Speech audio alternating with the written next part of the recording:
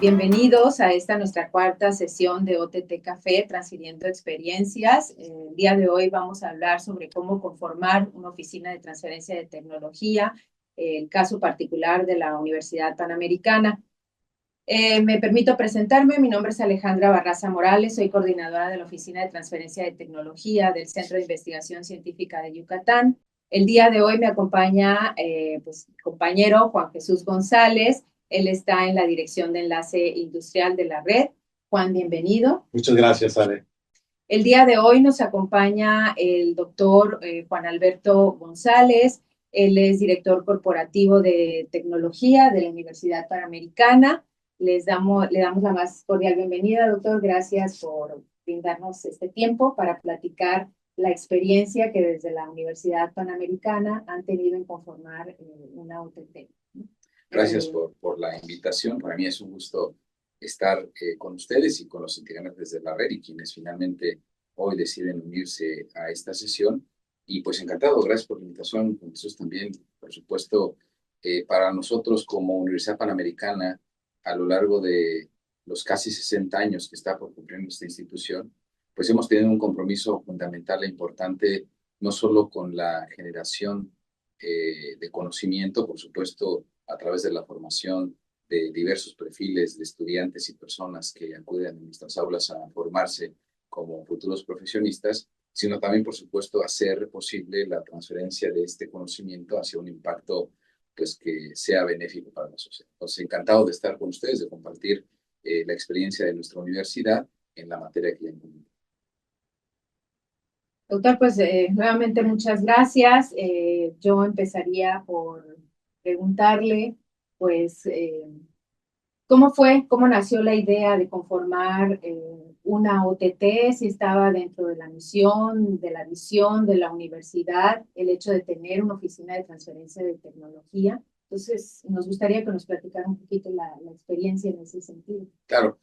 Pues mira, la pregunta que me haces es relevante en el sentido de comprender que no solo para una universidad como la nuestra, sino me parece que para el conjunto de universidades en el mundo, la primer misión con la cual surge una universidad, pues está justamente en tratar de transmitir el conocimiento hacia otras personas, y particularmente en este caso me refiero ahora a estudiantes que están formándose en principio como personas y posteriormente como ciudadanos que van a ser capaces de influir en el entorno en el cual se encuentran. Y en ese sentido, nuestra universidad, en esa misma estructura que le dio origen, pues su primera encomienda era la formación de estos perfiles de los futuros profesionistas encausados hacia una búsqueda de la verdad, en la comprensión de que el ser humano, para poder impactar positivamente en su entorno a través de su formación académica y su actividad profesional ordinaria, pues tendría que hacerlo a partir de conocer la realidad que lo rodea, y en ello implica acercarse a la verdad en función de poder saber dónde está y cómo puede impactar con lo que tiene. Y esa primer gran misión de nuestra universidad que nos dio origen fue secundada con la siguiente, que fue cómo hacer que la formación académica que damos a nuestros estudiantes pudiera verse fortalecida también con la generación de un conocimiento de carácter científico y tecnológico. Y fue así como en principio la universidad comenzó a trabajar en la creación no solo de programas de posgrado, sino también, por supuesto, en la creación de algunos elementos y líneas de investigación que pudieran hacer que nuestros profesores, que nuestros investigadores, pues comenzaran a involucrarse en la creación de nuevo conocimiento. Y por supuesto estoy haciendo una historia muy reducida de lo que hemos vivido como universidad en los últimos 57 años. Me quiero ahora referir a esta tercera gran etapa en la cual la Universidad Panamericana, respecto a este tema que estoy conversando, se dio paso a abrir, y es justamente el pensar que ese conocimiento que hoy ya se genera en la universidad, con los más de 150 investigadores pertenecientes al Sistema Nacional de Investigadores, las más de 400 publicaciones anuales indexadas que trabajamos, cómo hacer que ese conocimiento pueda impactar positivamente a la sociedad, es lo que detonó hacia la institución esta, vamos a decirlo, propósito de pensar en crear la Dirección Corporativa de Innovación y Transferencia como un mecanismo de intermediación para tratar de acercar y traducir los resultados de la investigación científica y tecnológica realizada por la universidad con las necesidades del sector empresarial y, por supuesto, de la sociedad. Entonces, en principio, puntualmente es lo que nos llevó a pensar en la construcción de esta Dirección Corporativa de Innovación y Transferencia fue cómo sí hacer que ese conocimiento impacte positivamente en la sociedad. Wow, y en esa parte para mí es interesante cómo ustedes, siendo identificados como una universidad, bien lo dices, humanista, una universidad que se destaca por sus médicos, por sus abogados, por áreas que están más en las partes sociales y humanas, ¿cómo construyeron mecanismos, cómo analizaron internamente, oye, tenemos capacidades para poder afrontar retos tecnológicos? ¿Qué pasó ahí institucionalmente? ¿Cómo construyeron ese andamiaje, ese camino? Gracias, Juan Jesús. Mira, claramente cuando una universidad se compromete con el impacto que genera en su entorno, necesariamente impulsa a que sus estudiantes y sus profesores tengan una constante interacción con el entorno en el cual se desenvuelven. Y por lo tanto, esa interacción con el entorno le da una pertinencia importante, no solo a la formación que reciben nuestros estudiantes, sino a la investigación que desarrollan nuestros investigadores. De esa manera, lo que hemos hecho nosotros en los últimos años es entender cuál es esta pertinencia que hoy tiene la investigación hecha por nuestros investigadores con las necesidades del mercado y de la industria. Esto, por supuesto, nos abrió una perspectiva importante para entender que hoy la producción científica que tiene la universidad no solo es relevante a nivel de citaciones y, por lo tanto, de su posicionamiento en la actividad indexada científica, sino que también esta investigación podría ser relevante el ponerla al servicio de la sociedad para llegar a mecanismos de transferencia de tecnología y, por supuesto, de licenciamiento específicamente.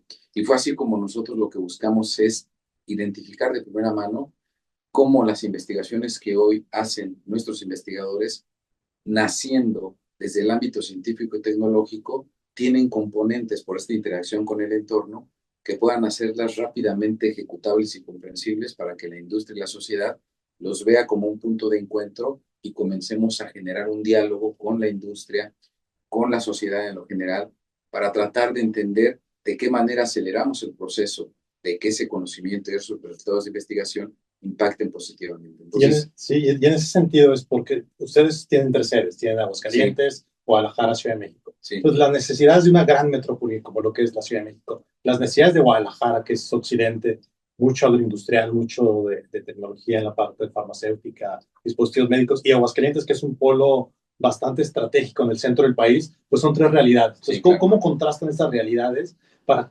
conectarla en esta visión institucional que ustedes tienen? Pues de nuevo, fíjate que nuestra universidad cuenta con un gobierno corporativo que sustenta sus decisiones en gobiernos colegiados, es decir, en entidades que colegiadamente van tomando decisiones que no solo integran la visión de una sola entidad o área de trabajo, sino que vinculan el conocimiento del contexto en el cual cada uno de los campus, cada una de las facultades y escuelas se relacionan. Y fue así como, entendiendo las particularidades de cada región, como has comentado, Guadalajara, Ciudad de México y Aguascalientes, es que empezamos a comprender que la derivación de los proyectos de investigación que se generaban en cada campus respondían evidentemente a muchas de las necesidades que surgían localmente. Y a partir de que surgían localmente, esto quiere decir, como en muchas cosas en el mundo, no limitaba que la aplicación de ese conocimiento, aunque fuese de origen local, pudiera tener una implicación a nivel internacional. Y fue así como hoy tenemos más de 90 notificaciones de invención en donde nuestros investigadores, en conjunto con el Centro de Gestión de Propiedad Intelectual, interactuamos con ellos para de manera temprana identificar a partir de sus resultados de la investigación e incluso en algunos casos a partir del detonamiento de los proyectos y hipótesis de investigación, cuál es este nivel de interacción que podemos tener desde un tiempo muy temprano con la industria y con la sociedad para empezar a trazar puentes y redes de colaboración para impulsar la maduración de estas tecnologías con una visión de licenciarlas y particularmente de que impacten positivamente en el mercado. Entonces, esto que tú dices, Juan Jesús, es importante porque esto nos lleva a reconocer la particularidad de cada región donde estamos como universidad, pero conjuntarlo con una visión global que es cómo impactamos positivamente en el entorno. Y esto nos ha llevado hoy día a tener 26 solicitudes de invención registradas ante autoridades mexicanas como autoridades, en este caso estadounidenses, y unas solicitudes PCT que nos permiten tener justamente esta interacción con ámbitos locales y globales para traducir los resultados de investigación en impacto. Doctor, como usted bien dice, es muy importante conocer el entorno, Sí. ¿no? Pero también es muy importante conocer las capacidades con las que Claro. cuenta la universidad, ¿no? En ese sentido, preguntarle, y también un poquito para que la gente que no conoce muy bien la Universidad Panamericana sepa, pues, cuáles son las áreas fuertes, refiriéndome a los sectores tecnológicos, en los que tiene esa fortaleza la universidad. Y por otra parte, pues sabemos que la transferencia de tecnología se puede dar en varias vertientes, ¿no? Una es a través de la concesión de licencias, Claro. haciendo transferencia de tecnologías que ya se han desarrollado en la universidad. La otra es a través de ofrecer servicios. La otra es a través, muy importante lo que usted decía, de formar capacidades del intercambio de personal, ¿no? Es otra de las formas de hacer transferencia de tecnología. Entonces, en esa gama, pues, ¿cuáles son las fortalezas de la universidad? Pues mira, la visión que la universidad tiene en esto que ahora nos ha señalado, que me ha señalado, pues se enfoca en comprender que las capacidades que hoy tenemos respecto de cómo la industria y la sociedad nos percibe respecto de los resultados de investigación se centra en tres sectores importantes. Uno, el metalmecánico, entendiendo pues por la industria automotriz en primera instancia. También tenemos desarrollos en la parte aeronáutica, en la parte, lo comentaba Juan Jesús antes de iniciar nuestra conversación, en la parte agroindustrial. Hoy día también tenemos muchas tecnologías enfocadas a mejorar las condiciones de ciertos productos del agro a nivel de desarrollo de tecnología y de eficiencia, por supuesto. Tenemos también una gran línea de trabajo y un foco centrado mucho en estas soluciones pues, de las nuevas tecnologías, ¿no? Inteligencia artificial y demás aspectos relacionados con el aspecto de la digitalización desde el ámbito de la ciencia y la tecnología, cómo se aplica esto. Y por supuesto, en el área de medicina, ¿no? El área importante relacionada con este tipo del sector médico, pero por supuesto también en dispositivos médicos. Y me parece que en principio serían estos grandes elementos que nos permiten interactuar con la industria y por supuesto la transversalidad y el trabajo coordinado con los diferentes campos y las diferentes áreas hacen que la investigación de la universidad tenga esta solidez necesaria para que podamos hablar de estos temas que tú me decías. Oye, a ver, ¿y cuál sería la forma en la que ustedes consideran que hay una fortaleza para los mecanismos de comercialización de tecnología? Yo te comentaría que más que una fortaleza que tenga una universidad como la nuestra o alguna otra, tiene que ver con cómo construimos caso a caso la forma en la cual se hace la transferencia o el licenciamiento de tecnología de manera muy particular. Y en ello nosotros hemos probado tres modelos en los cuales los tres nos han dado un resultado benéfico. Un primer modelo es cuando tenemos tecnologías que están en un nivel de madurez, quizá TRL2, TRL3, que hablamos que no necesariamente contamos con pruebas a nivel preindustrial, sino meramente a nivel prototipo de laboratorio, pues evidentemente por muy potente que sea a nivel de aplicación industrial o a nivel de comercialización una tecnología, pero que esté en esa etapa tan temprana, pues necesitas recursos. Y no solo me refiero a recursos líquidos, sino necesitas infraestructura industrial en donde puedas validar que esta hipótesis que a nivel laboratorio funciona, a nivel industrial puede funcionar. Y este es un primer mecanismo de colaboración en donde nos sentamos a conversar con las empresas, escuchamos, por supuesto, los retos que ellos enfrentan en el sector particular y lo que hacemos nosotros es tratar de, en este diálogo, entender cómo hacer esta sinergia y esta conexión entre un desarrollo tecnológico que hoy tenemos en una etapa, como lo comentaba, con una necesidad que tiene la industria de tratar de resolver de manera rápida, en el corto plazo, esta visualización de llegar al mercado con la solución que pretende llegar. Y en ese sentido, generamos un primer mecanismo para apoyar el licenciamiento de la tecnología en el cual las empresas invierten en acompañar los procesos de maduración de la tecnología, de suerte tal que establecemos mecanismos de colaboración bajo contratos establecidos en donde la participación que hace la empresa financiando la maduración de las tecnologías permite empezar a conversar para el mediano y largo plazo en procesos de licenciamiento basados en un acompañamiento conjunto en la maduración de esas tecnologías. Eso nos ha funcionado muy bien, es un primer modelo. El segundo modelo es cuando tenemos nosotros tecnologías que tenemos del portafolio que tenemos de 44 tecnologías desarrolladas y trabajadas en la universidad, tenemos 6 tecnologías que están en procesos similares a estos que les comento. El segundo modelo es cuando tenemos una tecnología con un nivel de madurez TRL que puede estar en el 6 o 7, es decir, ya hemos corrido algunas pruebas que materializan el posible impacto que en la industria se puede tener, pues lo que hacemos es nuevamente una labor de acercamiento y conversación con las empresas desde una óptica de que sabemos comprender las necesidades que tienen una vez que lo exponen y que lo conversamos, lo dialogamos y les proponemos el analizar cómo esta tecnología que está en este nivel de madurez puede incorporarse en sus procesos de una manera no invasiva y de una manera progresiva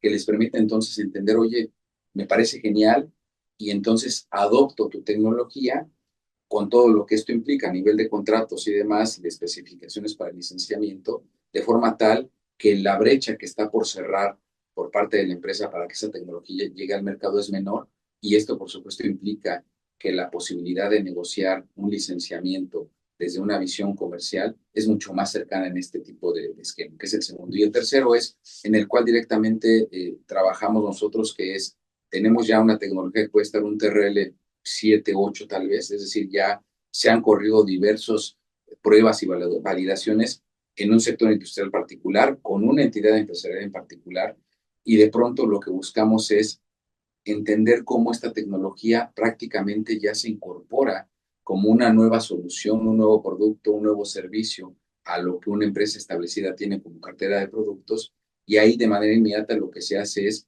entrar en el diálogo, conversar cuáles son las expectativas del valor comercial que pudiera tener esta incorporación tecnológica para la empresa, y lo que nosotros, desde el punto de vista de la evaluación de la tecnología, podríamos entender como algo justo y adecuado para hacer este traslado prácticamente de una solución que ya lo único que hace falta es validar que se ajuste a los procesos de industrialización, manufactura, y prácticamente ya ponerle lo necesario para que esté en el mercado. Estos tres esquemas hoy día nos funcionan en la medida de estas escalas de madurez de la tecnología.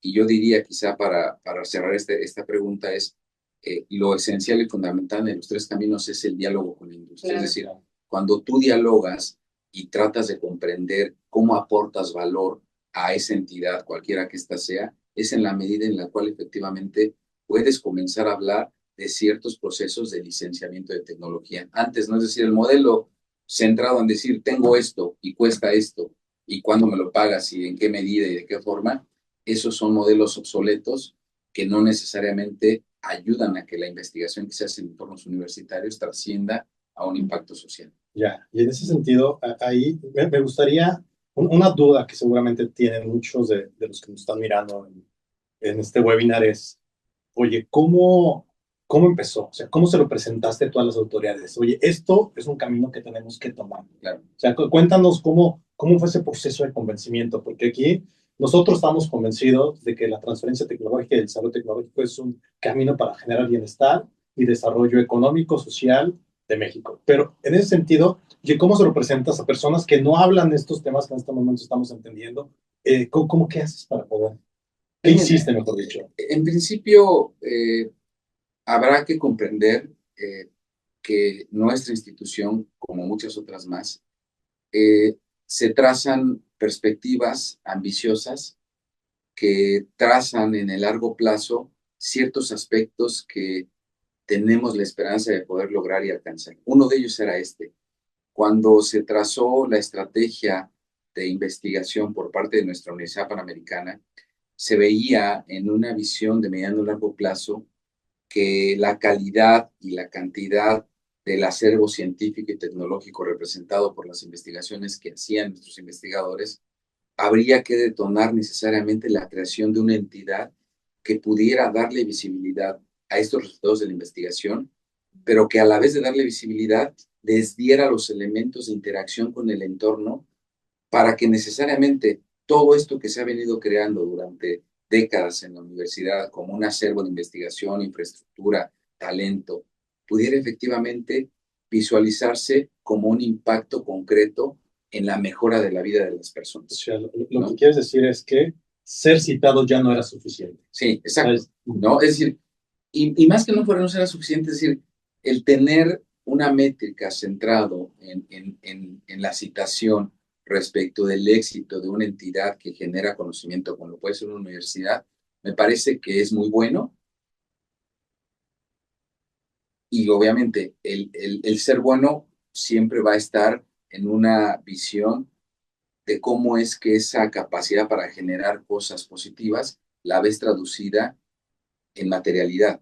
Y entonces hay mucha citación, hay mucha actividad científica en los papers que se hacen, y bueno, eso tiene un sentido porque hay visibilidad para la universidad, hay visibilidad para el investigador, aportamos nuevo conocimiento que incrementa la explicación del entorno en el cual estamos a nivel mundial, y eso te lleva a decir, oye, hagamos algo más. Es ese algo más, oye, ¿cómo hacemos que esto que ya es relevante a nivel científico y tecnológico se vuelva relevante a nivel social y económico?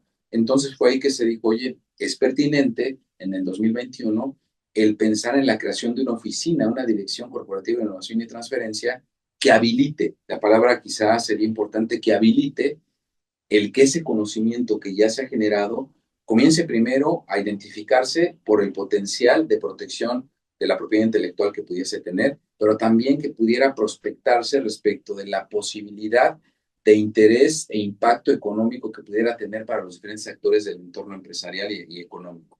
Entonces, cuando nosotros hacemos este análisis de pertinencia y pertenencia, lo que ya comentaba, pues es cuando se hace necesario el decir, oye, creo que vale la pena instaurar una entidad como el Centro de Gestión de Propiedad Intelectual, una unidad de prospectiva tecnológica que tiene la universidad, una unidad y unidades en cada uno de los campos de fomento al emprendimiento. Y entonces se habla de un ecosistema. Ahora sí, hoy día ya no hablamos de una entidad, sino de un ecosistema que enfoca los resultados de la investigación a un tema de emprendimiento tecnológico bajo esquemas de licenciamiento, por un lado, o bien bajo esquemas de creación de nuevas startups. Entonces, sí, dicho de manera muy simple, lo que queríamos es impactar. Y el argumento ya existía en la visión de la universidad, que es el argumento de cómo impactar positivamente. Entonces, se planteó la creación de esta oficina desde la habilitación y la interconexión de esto que ya se tenía, de la infraestructura, de los resultados, con otros actores que no conocían de este potencial de investigación y de potencial de mercado de la tecnología. Y así fue como la universidad dio paso a esto, y lo demás pues es parte de la historia que estamos hoy construyendo. Sí, doctora, ahorita pues usted tocó el tema de cómo se conformó esta oficina de transferencia, ¿no? De tecnología, esta dirección. Habló de propiedad intelectual. En este sentido, pues, eh, preguntarle cómo fue la selección de qué oficinas iban a integrar esta dirección, Claro. el personal que iba a formar parte de esta dirección. Entiendo que ya se tenían algunas capacidades, pero ¿cómo fue esa labor? Mira, lo primero es comprender, primero identificar y comprender esa infraestructura y capacidades ya creadas por la universidad antes de la existencia de esta oficina. Una vez que tú comprendes en cuanto a condiciones y características ese acervo de conocimiento científico, es cuando tú das el paso a entender, oye, ¿qué es lo que necesito? Una vez que reviso las publicaciones de carácter científico, que reconozco a través de un inventario las capacidades de la infraestructura de mi universidad, una vez que reconozco y entiendo el nivel de compromiso y por lo tanto de producción que dan mis investigadores en cuanto a calidad y por supuesto cantidad, pues me doy cuenta de cuáles tendrían que ser las prioridades para crear una nueva entidad que fomente y gestione, pues, el paso de la investigación científica al mercado. Para nuestro caso particularmente, lo primero que fue es hacer un inventario justo de todos estos activos de propiedad intelectual que potencialmente podrían derivar en solicitudes de invención, Sí. ¿no? Es decir, porque no es que naciéramos desde el inicio, oye, publicamos y ya todo sale con una visión de patentarlo o de solicitar un registro de invención, no. Realmente el conocimiento empezó a acrecentarse, a generarse. Hicimos una auditoría justamente de el potencial que tenían esas investigaciones de convertirse en activos de propiedad intelectual. Cuando hicimos esta auditoría dijimos, obviamente lo más relevante es impulsar la gestión de la propiedad intelectual a través del Centro de Gestión de Propiedad Intelectual que hoy se tiene. Después empezamos a comprender que no solo era valioso el que algo pudiera cumplir con los criterios para llevarse a su registro de protección ante las autoridades nacionales o internacionales. Entendimos que habría que encontrar el potencial comercial que tenían este tipo de desarrollos. Fue así que se decidió también la creación de una oficina, una coordinación de estudios de inteligencia competitiva y prospectiva tecnológica.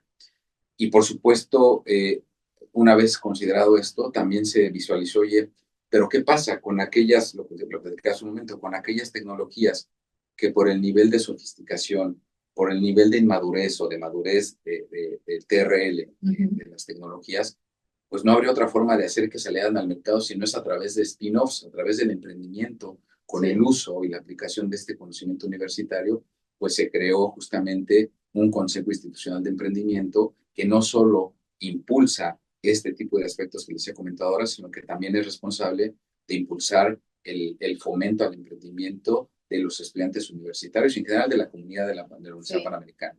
Y al final, pues bueno, la entidad que coordina y aglutina estos esfuerzos es esta Dirección Corporativa de Innovación y Transferencia, que como su nombre lo indica, integra los procesos de transferencia con una óptica hacia concretar en la realidad la innovación por estas dos vías, licenciamiento de tecnología o creación de nuevas empresas de base tecnológica. Wow, y en esa parte, ¿cómo convencieron a los profesores? O sea, oye, ya tengo tesis, ya tengo clases, ya tengo actividades de investigación. ¿Qué hicieron para que los profesores le entraran a estas ahora? Y ahora vas a emprender, y ahora vas a licenciar, y ahora va. Claro. ¿Cómo los convenciste para que empezaran a involucrarse de hacer estas nuevas actividades? Es una pregunta muy buena y es un proceso que vivimos nosotros muy interesante. Nosotros lo que hicimos fue sentarnos con los investigadores. Una vez que hicimos este levantamiento del acervo y análisis del potencial de propiedad intelectual que pudieran tener estas investigaciones y resultados de la investigación, pues evidentemente no solo identificas las hipótesis y los proyectos y los resultados de investigación, sino también identificas qué investigadores están involucrados con esos desarrollos. Y lo que hicimos a través del Centro de Gestión de Propiedad Intelectual, que comanda Rodolfo Martínez Jiménez, que lo saludo ahora de manera muy particular, pues fue sentarnos a hablar como en esta conversación uno a uno con los investigadores. Oye, Juan Jesús, mira, hicimos esta búsqueda y encontramos que los últimos 3 artículos que has publicado no solo cumplen con lo que tú ya sabes, la indexación en características, fondo y forma, sino haciendo un análisis del potencial que pudiera tener esto para llevarse a registros de protección intelectual y para poderse llevar a responder a ciertas necesidades de la industria, nos parece que lo que has desarrollado hoy tiene el potencial de llegar a eso. Y esto, ¿por qué digo que es importante? Porque lejos de decirle, oye, toma, empieza a aprender cómo redactar una patente, comienza a investigar qué hay en el estado del arte. Lo que hicimos a través del Centro de Gestión de Propiedad Intelectual es hacer todo este trabajo back office y llegar y decirle, esta es una realidad a la que hoy tú puedes aspirar. Y no te preocupes que nuestra oficina, el Centro de Gestión de Propiedad Intelectual en particular, el Centro de Prospectiva, te van a ayudar a correr todo este proceso. Lo que necesitamos de ti es el involucramiento para tratar de juntos construir esto que se puede convertir en un proyecto susceptible de llevar a mecanismos de licenciamiento. Y eso, imaginen ustedes, siendo investigadores, ¿qué implica? Oye, si yo ya publico, ya tengo una producción científica y demás, y además viene el Centro de Gestión de Propiedad Intelectual y me dice, oye, ¿qué crees? Algo mejor. No solo tienes este perfil como un investigador con esta producción científica.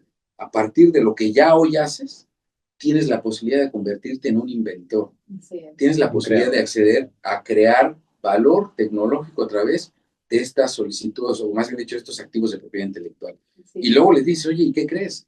esto que hoy ya impacta a tus pares en el mundo por el conocimiento que generas, pero además de que ahora ya eres un creador, eres un inventor, también tienes la posibilidad de que esto que tú lo ves hoy aquí en blanco y negro, hoy aquí a través de una solicitud de invención, puedes verlo mañana en los productos y servicios que hoy la gente consume. Claro. Entonces imaginen ustedes esa amplitud de visión que tiene una persona y dice, oye, es que me encanta, o sea, me estás invitando a trascender mucho más con esto que yo ya realizo. Pues entonces la verdad es que muchos investigadores dijeron, ¿qué hago?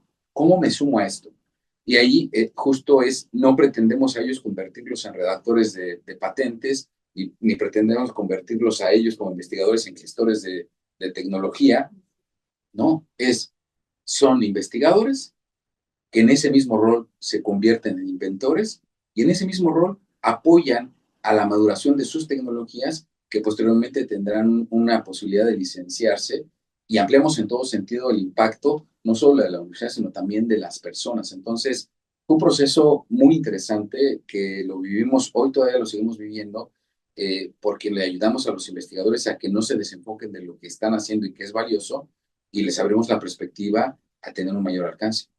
Así es. Por lo que nos platicas y bajo la dinámica que trabajan, Sí.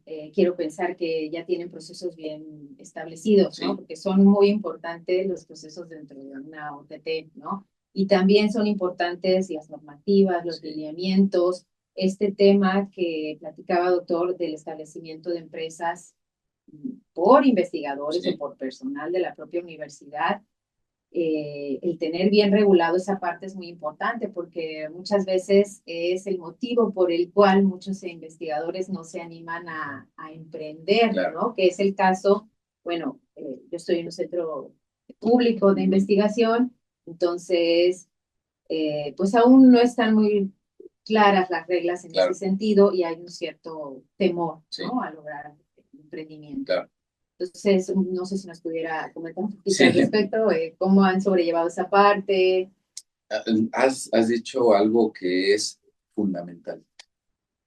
Uno de los pilares de la estrategia de la Universidad Panamericana en temas de innovación y transferencia, sin duda, es la estructuración del marco normativo adecuado. Claro. ¿Y por qué es importante? Porque tú lo has dicho.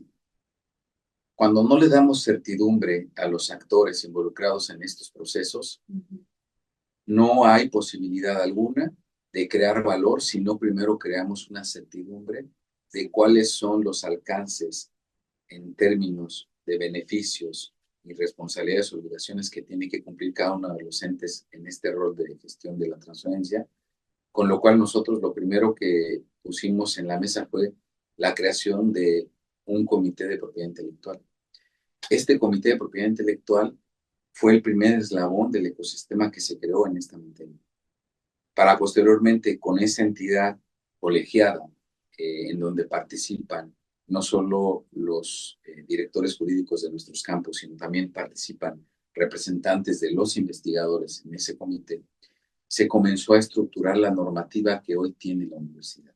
Hoy tenemos una política de propiedad intelectual, tenemos una política de transferencia de tecnología, tenemos una política de incentivos y reconocimiento a la propiedad intelectual y tenemos de ahí hacia abajo una serie de lineamientos que lo que buscan hacer es justo dar la certidumbre al investigador y a la institución y sobre todo a quienes van a llevar esto al mercado, que son las empresas, de que si se sientan a conversar con la Universidad Panamericana, hay una total certidumbre de que lo que ellos están buscando hacer con ese conocimiento para impactar a la sociedad tendrá todo lo necesario en cuanto al marco normativo para brindarles el trato adecuado y justo que el propio caso da. Entonces, eso sí es una tarea a la cual nosotros le dedicamos no solo mucho tiempo, sino también una visión estratégica muy importante. Entonces, sí, efectivamente, hoy día,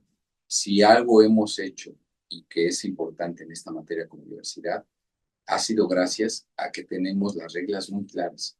Y por lo tanto también las empresas cuando se acercan a hablar con nosotros, saben que no va a haber sorpresas. ¿No? Es decir, oye, El día de mañana, si cambia el director del Centro de Gestión de Propiedad Intelectual, el director corporativo de Nación y Transferencia, cambian todas las personas que hoy están en esta conversación, ¿tendré que volver a renegociar lo que estábamos hablando? No. Es decir, hoy la institución tiene toda la plataforma de acuerdos establecidos para dar esa certidumbre y empezar a negociar y a conversar, sobre todo, a dialogar de estas opciones de licenciamiento. Entonces, hay mucha claridad, con lo cual el investigador no tiene sorpresa alguna. El investigador sabe cuáles son los beneficios que él podrá obtener al involucrarse en procesos de licenciamiento de tecnología. El empresario entiende perfecto cuáles son los aspectos de compromiso en inversión que tendrá que hacer en algunos de estos tres elementos, sin mayor riesgo a decir, oye, y si mañana de pronto la universidad ve que el potencial comercial de esto va a ser mucho mayor de lo que se habían imaginado y pensado, habrá un revir y me dirán, oye, ya lo pensé bien, mejor vámonos con este porcentaje de regalía o este pago en front. No, realmente todo está claramente establecido y creo que eso es uno de los primeros temas que nos han ayudado a avanzar rápidamente en este proceso. Así es, doctor. Y precisamente en la pasada sesión de OTT Café, uno de los participantes hablaba del tema de la confianza, ¿no? Cómo generar confianza allá afuera, en el sector empresarial, en el sector industrial, ¿no? Que confíen en nosotros. Entonces, creo que una parte relevante para generar esa confianza es precisamente el tener certeza jurídica, ¿no? Por eso celebro mucho el hecho de que tengan las normativas bien establecidas, ¿no? Sí, es fundamental. Y mira, has dicho un tema importante. Esta misma semana tuvimos la oportunidad de sentarnos con un grupo de empresas del sector farmacéutico nacional. Y justamente el tema fue la evaluación de los activos intangibles de propiedad intelectual. Y mucho de lo que se conversó en ese momento fue el que a veces muchos de los bloqueos que puede existir en la continuidad de la conversación entre la universidad y la industria es esta falta de claridad. Así es. Y por lo tanto de certidumbre, y de pronto se asocia a esta falta de certidumbre pues una visión errada respecto del valor que aporta cada uno de los sectores en los procesos de gestión de la transferencia de tecnología.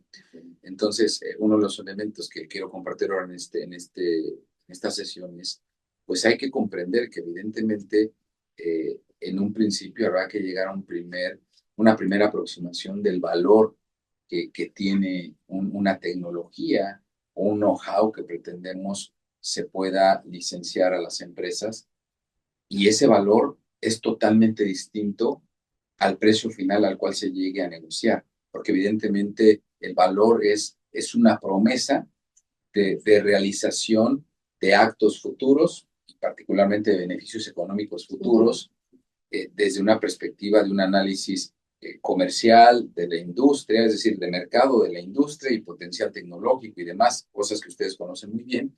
Esa es una visión de cómo determinar un valor de un activo intangible de propiedad intelectual. Y algo muy distinto es cuál es el precio al cual se acuerda para llegar a ese licenciamiento, ¿no? Y que el precio evidentemente ya es un elemento que incorpora muchas otras decisiones de la propia empresa, de la propia universidad, de los propios riesgos, de los propios elementos que ya conllevan hacer un análisis del ecosistema en el cual una tecnología se va a incorporar. Entonces, eso es fundamental, porque tú no puedes hablar de un valor de una tecnología, o si hablas de un valor de una tecnología y no lo logras sostener en un contrato, en un convenio desde el punto de vista de una promesa, de algo que quieres alcanzar, pues evidentemente la certidumbre es algo que no está presente, y entonces por eso es que muchas conversaciones que inician con una visión muy positiva de poder llegar a un tema de licenciamiento de tecnología no terminan como debiesen de terminar, pues por esta falta primero de certidumbre y luego después esta falta de comprensión entre lo que es el valor de una tecnología como un potencial a realizar y lo que al final del día es el precio, que es finalmente el hecho concreto de lo que monetariamente se define. Y en esa parte, o sea, estoy viendo que en esa negociación que se está construyendo enfrente de un tercero y un externo, entonces estoy hablando que del lado de la Universidad Panamericana, pues se encuentra una persona con una capacidad técnica y también con una gran capacidad en la parte de negociación y habilidades blandas. Entonces, la pregunta aquí está en este sentido. ¿Qué piensas? Porque es un reto que también se enfrentan muchas oficinas de transferencia, vinculaciones. ¿Formar recurso humano o contratar recurso humano? ¿Qué experiencias o qué comentarios nos tienes en ese sentido? O sea, ¿formamos a los que tenemos o, oye, pues hay que ir por la cacería del mejor cazador para poder sentarlos en la mesa? Mira, es una pregunta compleja la que haces y que tiene una respuesta quizá también compleja, ¿no? No es un sí, un no, o una o un B. Lo que hay que considerar primero es entender qué tanto de las capacidades que se necesita para una oficina como esta hoy ya se tienen en la universidad o en la entidad que se decida. Si hay una capacidad, vamos a decirlo, adecuada como para poder tomar la decisión de esperar un proceso para la formación de los que ya están aquí, vendría bien tomar esa decisión siempre y cuando el propósito que se tenga por parte de la entidad que quiere crear una oficina, pues evidentemente tiene como claridad que eso es algo a lo que quiere llegar, por lo tanto es algo en lo que tendrá que invertir. Y luego de esto que les estoy diciendo ahora, pues efectivamente analizar en este gap de la situación de inicio a la situación ideal, dependiendo de dónde me encuentre yo con las capacidades que tengo en infraestructura y de personal en la universidad o en la entidad que sea, tendré que tomar la decisión que mejor convenga. ¿En qué sentido? Si tengo del 1 al 10 capacidad de infraestructura en recursos humanos, equipamiento y demás, que me ubique en un 60% de la capacidad que debería de tener para ese 100%, pues evidentemente sería lógico que invierta en la capacitación de la gente que hoy tengo para empujarlos a que avancen a ese 70-80% y tener un proceso formativo que nos ayude a madurar en ese aprendizaje de cómo hacer las cosas. Y evidentemente, si mi propósito es llegar con este acervo de conocimiento rápidamente a la capacidad de interacción con la industria, con los stakeholders que estén vinculados a esto, y del 1 al 100 yo tengo un 30% de la capacidad relacionada y mi visión es de un corto y mediano plazo, pues evidentemente la opción que se hace más apetecible es contratar o buscar talento externo en la medida de que a mí me interesa llegar más rápidamente y quizá pasar de un 30 al 100% me va a determinar mucho tiempo en la formación, por lo tanto convendría a lo mejor ahí sí incorporar o buscar talento externo que complemente ese otro 70% para salir adelante. Entonces, es una mezcla, primero definiendo el propósito, si es una prioridad para la universidad o la institución de la cual se trate, habrá que hacer este análisis para determinar si conviene formar o bien adquirir talento e ir adelante por el propósito. Que en ambos sentidos son una inversión, porque es un personal que directamente, pues,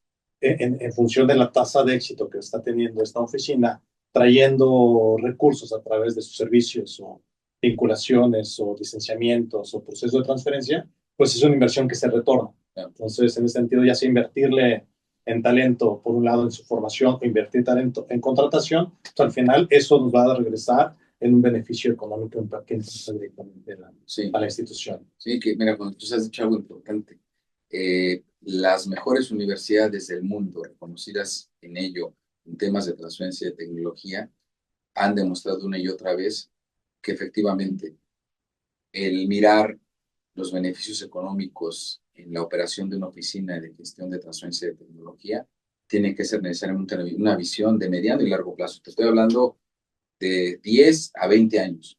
Si tú miras el MIT, Stanford y demás universidades relevantes en esta materia, podrás darte cuenta que el nivel de madurez a ser lo que hoy son les tomó 15 o 20 años. Sí.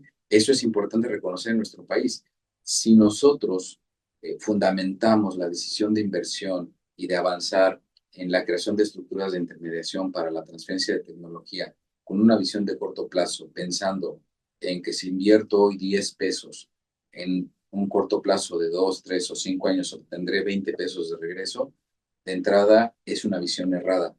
No en México, en el mundo. Es decir, la maduración de tecnología, la incorporación de la tecnología en procesos industriales es un hito relevante, complejo de alcanzar. Y además de que es complejo de alcanzar en su ámbito de industrialización, es un ámbito complejo de alcanzar en los procesos de negociación y establecimiento de los parámetros necesarios previos al licenciamiento de tecnología, con lo cual, retomando esto que me da pie a decirles, efectivamente, habrá que ver que siempre habrá un beneficio positivo de invertir en estas estructuras de transferencia de tecnología, sí, aunado a una visión de largo plazo, ¿no? Y creo que eso es algo que es importante aclarar, que la visión del beneficio de estas oficinas eh, está muy centrada en una visión de impacto y que además es a largo plazo. Doctor, un caso de éxito que nos pudiera comentar, que nos quisiera compartir. Pues mira, es un caso que estamos viendo hoy precisamente, hoy me refiero en este momento presente, sin entrar en detalles, por supuesto, como ustedes lo saben, pero es una relación que estamos madurando con una empresa de clase mundial muy importante, muy relevante, con una tecnología también de nuestro portafolio de tecnologías en la Universidad Panamericana, que no solo es relevante por la aportación tecnológica que va a hacer a la industria. Lo más relevante es por los millones de personas que va a beneficiar a través de esta empresa, el que esta tecnología surgida en los laboratorios de nuestra universidad puede llegar a tener. ¿Y por qué lo considero como un caso de éxito? Porque efectivamente hoy hemos estado en diversas conversaciones y diálogo, y hoy podría decirles que esa empresa y la universidad buscamos lo mismo. ¿Y qué es lo que buscamos? Impactar positivamente en la sociedad con este desarrollo que hemos generado. Y ellos buscan lo mismo, es cómo impactar de mejor manera a sus consumidores, otorgando un mejor producto. Cuando tú logras esta conciliación de un mismo propósito en entidades que aparentemente pudieran tener propósitos distintos, como lo es una empresa y una universidad, ahí tienes concretado un caso de éxito, porque no solo es llegar al licenciamiento y al impacto con esta primera tecnología. El éxito detrás de esto es el encontrar una colaboración de largo plazo que te va a permitir no solo esto, sino generar otras acciones para investigar y desarrollar que te llevan de la mano de un actor relevante en el mercado, de una universidad relevante en el ámbito académico y científico, a poder poner cada vez más y mejores soluciones a favor de la sociedad. Entonces, sin entrar en mayor detalle por el tiempo, creo que el factor de éxito hoy debe de estar medido en estas colaboraciones a profundidad y amplitud con los diversos stakeholders que están involucrados en hacer llegar la tecnología al mercado. Wow. Y en esa parte, una pregunta es, oye, ¿cuánto tiempo tarda? O sea, ya encontramos la empresa, ¿en cuánto tiempo llevan esos procesos de negociación que muchos deben estar preguntando, oye, ¿y cuánto compraste? Claro. Pues no, desde nuevo, no hay una regla, no la hay. En experiencia de ustedes. En este caso, por ejemplo, esta última que es para seguir con el mismo caso, yo creo que estamos por cumplir un año en donde hoy no está firmado el contrato, pero realmente es relevante eso, pero hoy eso no es una preocupación nuestra porque se vuelve un accesorio, y lo entrecomillo, el firmar el convenio de licenciamiento lo vamos a firmar, pero no porque digamos lo firmamos, no, porque la relación que hemos construido en este año es una relación tan ligada a un mismo propósito que esto se vuelve un trámite. Oye, ¿cuándo firmamos? Cuando me digas, porque hoy ya tenemos ese tránsito de que lo que es válido, no válido, disculpen ustedes, valioso a nivel científico y tecnológico, se ha vuelto valioso y de impacto para ser llevado al mercado. Entonces, hoy llevamos un año. Si me dices, mirando hacia el futuro, pues seguramente en 6 meses más, 8 meses más, podríamos ya contarlo como un caso concretado, pero que evidentemente conllevó mucho tiempo, hablando en términos de meses, el llegar a esta relación. De otra manera, si nosotros queremos llegar, oye, aquí está el contrato, aquí está el precio inicial de mi tecnología, ¿cuándo firmamos? ¿Cuándo lo hacemos? Pues seguramente no se dará absolutamente nada. Entonces, primero es entender que estos son relaciones, primero, de confianza. Sí. Segundo, con una visión de largo plazo. Y tercero, que tenemos que conciliar en un mismo propósito conjunto para que esto funcione. Así es, doctor. Nos ha dado información clave para compartir, porque pues en mi experiencia y sobre todo en esta región, pues hay muchas inquietudes y hay muchas universidades que desean conformar una oficina de transferencia de tecnología. Entonces creo que esta información que usted nos ha compartido es muy valiosa. Y esta visión de más allá de la ganancia monetaria, por decirlo así, que se pudiera obtener, ¿no? Es el impacto, el valor social, ¿no? De que una tecnología se ponga a disposición de una industria, de una empresa y que genera empleos, ¿no? Empezando por ahí, o que genera un beneficio en general, ¿no? Sí. Por el uso de esta tecnología en la sociedad. Y me vino a la mente algo que decía el doctor Manuel Robert, que fue uno de los fundadores del CICI, y él decía que no ha tenido mayor satisfacción que cuando vio su tecnología allá afuera, cuando vio su tecnología en el campo. Él se dedicaba a desarrollar procesos de micropropagación y dice que ese sentimiento de ver que está generando un impacto fue una de las sensaciones más maravillosas que él pudo tener. No, coincido. Me parece que en general el ser humano, su realización está dada en función de saberse capaz de contribuir al logro de sueños, de metas o necesidades de alguien más. En la medida que el ser humano se entiende como tal, pues evidentemente la preocupación por el próximo, por el prójimo, y la atención de esas necesidades desde la óptica que uno puede contribuir y dar, pues se convierte en uno de los principales impulsores para que las personas puedan alcanzar un nivel de realización, no porque gano más dinero, exacto, no porque tengo más edificios, sino mi nivel de realización como ser humano, como persona, se da en la medida que a causa de mi talento y de lo que yo estoy dispuesto a donar de mí mismo para los demás, he resuelto una necesidad de 1, 2, 3 o millones o cientos de personas. Por eso es que lo que tú dices me hace mucho sentido.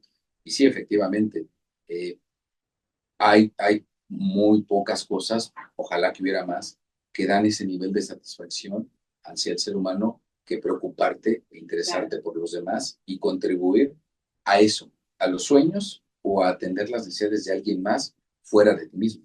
Sí, claro. No, y de hecho, decir de esta región es porque algo que no mencionamos al principio es que estamos en la Universidad Anáhuac Mayab, en la cual nos lo recibió.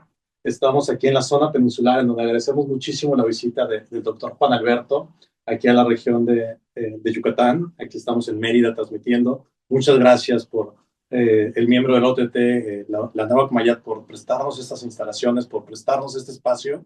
Y también explorar los formatos, cambiar los tipos de conversación. Agradecemos muchísimo al doctor Juan Alberto, agradecemos muchísimo a ustedes que son parte de la comunidad de la red OTT para poder seguir generando sinergia. O sea, queremos traer más casos de éxito, queremos escucharlos, queremos saber cómo es que están haciendo estos esfuerzos para poder, bien lo decimos aquí, llevar la tecnología al servicio de la humanidad, hacer que estas transferencias tecnológicas pues terminen un impacto positivo para todos y todos los mexicanos que estamos viviendo y también más allá de nuestras fronteras.